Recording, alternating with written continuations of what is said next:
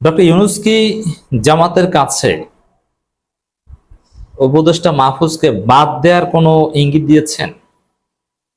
যদি সেটা না হয়ে থাকে তাহলে জামাত ইউনূস সম্পর্ক যেভাবে দৃঢ় হচ্ছে, বা এটাকে অন্যভাবে যদি বলা যায়, এই জামাত ইউনূস সম্পর্ক দৃঢ় হওয়া এটা এখন খারাপ। ডক্টর ইউনূস সরকারকে জামাত ইসলামী যেভাবে ব্ল্যাঙ্ক চেক দিচ্ছে, ইটস ভেরি ডেঞ্জারাস। দর্শক, ঐক্যমত্য কমিশনের সাথে জামাত ইসলামীর বৈঠক অনুষ্ঠিত হয়েছে। সেই বৈঠকে জামাত যে সিগন্যাল দিয়েছে সরকারকে বা কমিশনকে, মানে এক প্রকার ব্ল্যাঙ্ক চেকের মতো। যেমন আগে বিভিন্ন সুপারিশমালার সাথে জামাতের ইখতিলাফ ছিল, সেই সব জায়গা থেকে জামাত অনেক দূরে সরে এসেছে। এখন হচ্ছে মাত্র অল্প 5-7টা পয়েন্টে জামাতের ইখতিলাফ। এর মানে ইউনূস সরকার যা করছে সব ঠিক আছে। একই ব্যক্তি সরকার প্রধান, একই ব্যক্তি দলের প্রধান হতে পারবে, এটা ছিল জামাতের আগের অবস্থা। এখন বলছে না, পারবে না। মানে ডক্টর ইউনূস যা বলছে, এবং জামাত স্পষ্ট বলছে যে জামাত প্রয়োজনে ছাড় দিবে, আরো ছাড় দিবে। মানে ইউনূস সরকার যা বলুক, জামাত তাদের অবস্থান পরিবর্তন করে ইউনূস সরকারের পক্ষে থাকবে।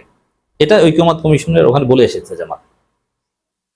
আবার নির্বাচনের সময় আসেনি, সংস্কার করুক, নানান বিষয়ে এই ঐক্যমত্য কমিশনের সাথে জামাতের যে বৈঠক, এটা সেই বৈঠকের সহজ তাৎপর্য হচ্ছে ডক্টর ইউনূস সরকারকে সংস্কার করার এক প্রকার ব্ল্যাঙ্ক চেক জামাত ইসলামী দিচ্ছে বা দিয়ে এসেছে। ইউনূস সরকারের একটা পক্ষের ফোর্স হিসেবে জামাত নিজেদেরকে উপস্থাপন করতে যাচ্ছে। এটা ঠিক আছে, এটা খারাপ না। কিন্তু আমার প্রশ্ন হচ্ছে, এই মাহফুজদেরকে উপদেষ্টা পদে রেখে যে মাহফুজরা জামাতের 71-এ বিচার করতে চায়, যে মাহফুজরা জামাতকে নিষিদ্ধ করতে চায়, জামাতকে হত্যাযোগ্য করে তুলছে, জামাতকে আমৃত্যু আঘাত করতে চায়, সেই মাহফুজদের উপদেষ্টা পদে রেখে ডক্টর ইউনূস সরকারকে জামাত যদি ব্ল্যাঙ্ক চেক দেয় সংস্কার করার বা নির্বাচন যখন এটা ডক্টর ইউনূসের বিষয় এটা দেয়, তাহলে জামাত তো আরেকটা মারা খেতে পারে। I believe that.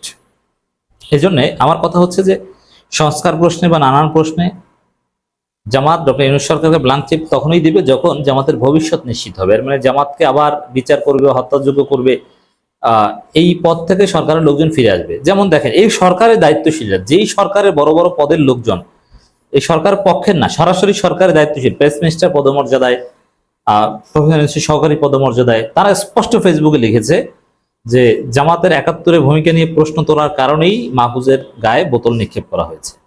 এর মানে জামাত স্বাধীনতা বিরোধী, তাদের বিচার করো, তাদের ধরো। সেই সরকারকে জামাত ব্ল্যাঙ্ক চেক দিতে পারে কোনো কন্ডিশন ছাড়া? পারে না। এখন জনগণের আকাঙ্ক্ষা সংস্কার, দ্যাটস রাইট। জনগণের আকাঙ্ক্ষা দেরিতে নির্বাচন, ইটস অলসো রাইট। কিন্তু জামাতের আগে তো তাদের বেঁচে থাকতে হবে, আর তাদের বেঁচে থাকার জন্য সবার আগে সরকারের সাথে কনসেনসাসে যেতে হবে যে আমাদেরকে আবার 8 সালের নির্বাচনের পর যেরকম হত্যা করা হয়েছে, তা আপনারা আমাদের ম্যান্ডেট নিয়ে 2 দিন পর আমাদেরকে আবার হত্যা করবেন। আপনাদের উপদেষ্টারা আমাদের বিচারে কথা বলবে, আমাদেরকে সন্দেহ করে ডিবি অফিসে শিবির প্রমাণ করার চেষ্টা করবে, সে হাসিনা স্টাইলে আপনাদের গালাগালি করবে, আর আমরা আপনাদেরকে ব্ল্যাঙ্ক চেক দিব। হয় এদেরকে সরাবেন, আমাদেরকে নিরাপত্তার গ্যারান্টি দেন, তাহলে আপনাদের সমর্থন দিব। নইলে তো জামাত নিরাপত্তার জন্য বিএনপির কাছে যাবে যে বিএনপি আপনাদের সাথে আছি, দ্রুত নির্বাচন, সংস্কার অনুষ্ঠান দরকার নেই, আপনারা আমাদের বাঁচাবেন কিনা, আমাদেরকে হত্যা করবেন না, নিষিদ্ধ করবেন না, রাজি? এটা দিবেন, তাহলে আমরা আসুন আমি আপনি নির্বাচনের কথা বলি, সরকারকে আমরা চাপ দিয়ে নির্বাচন আদায় করি। জামাতের হওয়া উচিত এটা। সবার আগে তো বেঁচে, নিজে না বাঁচলে তো, নিজে বাঁচলে বাপের নাম একটা কথা আছে না, আগে তো আপনাকে বাঁচতে হবে ভাই, তারপরে তো জাতীয় স্বার্থ। আপনাকে হত্যা করছে, আমি তো আঘাত করছে, সরকারের লোক বলছে, আপনাকে বিচার করে নিষিদ্ধ করে দিতে চায়, সংগঠন হিসেবে আপনাকে আওয়ামী লীগের কাতারে রেখে নিষিদ্ধ করতে চায়, নতুন আইন করা হয়েছে, আপনি সেই সরকারকে ব্ল্যাঙ্ক চেক দিচ্ছেন না। অর্থাৎ ঐক্যমত্য কমিশনের সাথে জামাতের যে বৈঠক হয়েছে, সেই বৈঠকের একটা তাৎপর্য হচ্ছে খুব সুন্দর সম্পর্ক হচ্ছে, জামাত ইউনূস ইউনূস গভর্নমেন্ট একদম সঠিক লাইনে আছে, একই অ্যালাইনমেন্টে আছে। এটা মাহফুজের উপদেষ্টা পদে রেখে এটা ঠিক না। যদি এরকম হয় না, ইউনূস বলছে যে মাহফুজরা কিছু করতে পারবে না, তাদেরকে সরিয়ে দিব খুব শীঘ্রই, তাহলে ঠিক আছে। আমি জানি না যে সেরকম হয়েছে কিনা, আমার বিশ্বাস হয়নি। তা আমাদের কাছে তথ্য, তাতে এটা হয়নি। মাহফুজরা উপদেষ্টা পদে থাকছেন। আমরা বলছি, বারবার বলে যাব যে মাহফুজদের রাখা উচিত না। 24কে এরা বেঁচে খাবে, 24-এর স্পিরিটকে ধ্বংস করবে, এরা দিল্লির খপ্পরে পড়েছে। কিন্তু তারপরও এই সরকারের প্রভাবশালী এখনো মাহফুজরা। ঐক্যমত্য কমিশনের সঙ্গে বৈঠক, নির্বাচন দেওয়ার মতো এখনো সুষ্ঠু পরিবেশ তৈরি হয়নি। এই জামাত এই কথা বলেছে। এর অর্থ হচ্ছে যে ইউনূসকে ব্ল্যাঙ্ক চেক দেয়া, যে আপনি আপনার মতো করেন, নির্বাচনের পরিবেশ হয়নি। নির্বাচনের পরিবেশ হয়নি, এটা একদম সত্য কথা। কিন্তু তারপরও জামাত বাঁচার জন্য প্রয়োজনে বিএনপির সাথে মিলে নির্বাচনের কথা বলবে, যদি জামাতকে ডক্টর ইউনূস সরকার হত্যা করতে চায়। This is politics. এখন এই মাহফুজদের বিষয়ে ডক্টর ইউনূস সরকার স্পষ্ট কিছু বলেনি জামাতকে, অথচ ডক্টর ইউনূসের মনের কথা জামাত সার্টিফিকেট দিয়ে আসলো এবং সংস্কার ছাড়া কোনো নির্বাচন হবে না, এটা জামাতের নায়েব আমির বলেছে। জামাত ইসলামের নায়েব আমির ডাক্তার সৈয়দ আব্দুল্লাহ মোহাম্মদ তাহের বলেছে নির্বাচন দেওয়ার মতো এখন সুষ্ঠু পরিবেশ তৈরি হয়নি। অথচ এই তাহের সাহেব সবসময় বলেন যে দ্রুত নির্বাচন, দ্রুত নির্বাচন, বিএনপির লাইনে কথা বলেন। আর এখন যখন বিএনপির লাইনে কথা বলার প্রয়োজনীয়তা এসেছে, তখন বিএনপির উল্টো লাইনে কথা বলছেন। মানে জামাতকে আসলে উল্টো পথে হাঁটছে নাকি? নির্বাচন কমিশনের সঙ্গে কিছু বিষয় প্রশ্নবিদ্ধ। হ্যাঁ, এটা একটা চমৎকার প্রশ্ন তুলেছে। নির্বাচন কমিশন বিএনপির পকেট কমিশন। এই নির্বাচন কমিশন নিরপেক্ষ নয়। এই নির্বাচন কমিশন তার নিরপেক্ষতা হারিয়েছে। সবচেয়ে বড় বিষয় হচ্ছে এটা হাসিনার আইনে গঠিত। সংস্কারের আগে কিসের নির্বাচন কমিশন? সংস্কার আগেই তার নির্বাচন প্রস্তুতি নিয়ে বসে আছে। কিভাবে? হাসিনার স্টাইলে। জামাতের নায়েব আমির বলেন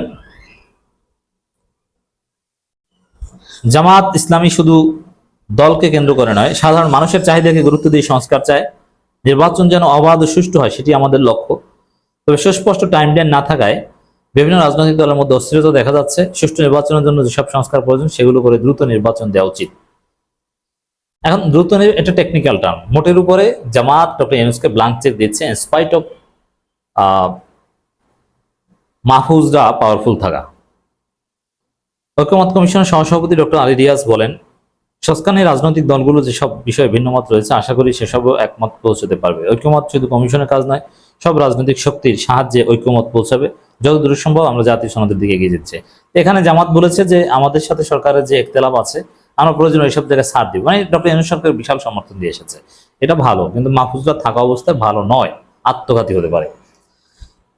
এর আগে ধারাবাহিক আলোচনায় অংশ নিয়ে জামাত ইসলামীর সঙ্গে বর্ধিত বৈঠকে বসে জাতীয় ঐক্যমত কমিশন। জামাত ইসলামের নায়েব আমির ডাক্তার সৈয়দ আব্দুল্লাহ মোহাম্মদ তাহেরের নেতৃত্বে এতে যোগ দেন 11 সদস্যের প্রতিনিধি দল। সংস্কার প্রশ্নে ঐক্যমত তৈরির লক্ষ্যে 5টি সংস্কার কমিশনের গুরুত্বপূর্ণ সুপারিশগুলো নিয়ে রাজনৈতিক দলগুলোর সঙ্গে আলোচনা করছে ঐক্যমত কমিশনের অংশ হিসেবে জামাত ইসলামীর সঙ্গে বর্ধিত বৈঠকে বসে জাতীয় ঐক্যমত কমিশন। এদিন সকাল 10:30টায়, মানে দীর্ঘ বৈঠক হয়েছে, ম্যারাথন বৈঠক বলা যায়। মানে জামাতের বক্তব্যের সার কথা এটাই যে তারা ডক্টর ইউনূস সরকারের সাথে আছে, জামাতের নিজস্ব অবস্থান থেকেও প্রয়োজনে তারা সরে আসবে। জোরালো সমর্থন, জোরালো আস্থা।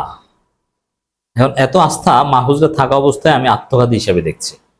জামাত মাস্ট কনসিডার ইট, ভালোভাবে নেগোশিয়েট করতে হবে। যারা জামাতকে হত্যা করতে চাইবে, যারা জামাতকে পাকিস্তান বন্দী ট্যাগ দিবে, তাদেরকে কখনো ব্ল্যাঙ্ক চেক নয়।